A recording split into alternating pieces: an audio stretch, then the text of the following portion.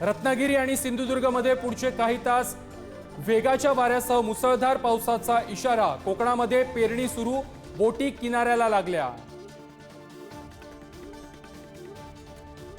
मान्सूनपूर्व पावसाचा राज्यभरामध्ये शेती पिकांना मोठा फटका।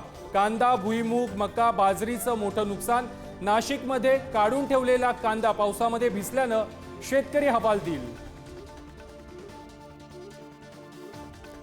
पुण्यामध्ये काल झालेल्या मुसळधार पावसानंतर शरद पवारांच्या राष्ट्रवादीचं होडीमध्ये आंदोलन। पुणे महापालिका आणि पीएमआरडीला विचारले प्रश्न।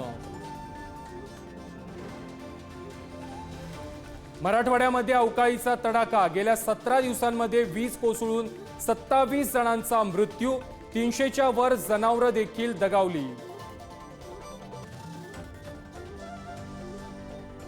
अलमट्टी धरणाबाबत मंत्रालयामध्ये जलसंपदा विभागामध्ये आज होणार महत्त्वाची बैठक। अलमट्टीची उंची वाढवण्यास कोल्हापूर, सांगलीतून विरोध। बैठकीला एकाही विरोधी आमदाराला निमंत्रण नाही। ठाण्यामध्ये शिंदेंच्या शिवसेनेच्या माजी नगरसेवकाच्या कार्यालयामध्ये हल्ला। सुधीर कोकाटेंच्या कार्यकर्त्यावरती वार। पूर्व वैमनस्यातून हल्ल्याची माहिती। यवतमाळ भाजप युवा मोर्चा जिल्हाध्यक्ष आदित्य मानेंना जीवे मारण्याचा प्रयत्न। शतपावली करत असताना अंगावरती घातली गाडी। पाकिस्तानमध्ये माझं लग्न लावून द्या। ज्योती मल्होत्राची ISI एजंट सोबतचं चॅट आता उघड। NIA कडून ज्योतीची 11 तास कसून चौकशी। आज कोर्टात हजर करणार। मराठवाड्यातील बालविवाहाचं भीषण वास्तव समोर। शेकडो अल्पवयीन चिमुकलींच्या पोटामध्ये गर्भ।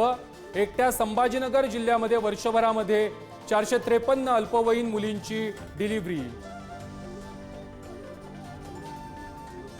यूट्यूबर ज्योती मल्होत्रानं सुवर्ण मंदिर आणि काश्मीरातील पर्यटन स्थळांचे व्हिडिओ ISI एजंट सोबत केले होते शेअर। NIAच्या तपासामध्ये धक्कादायक माहिती समोर।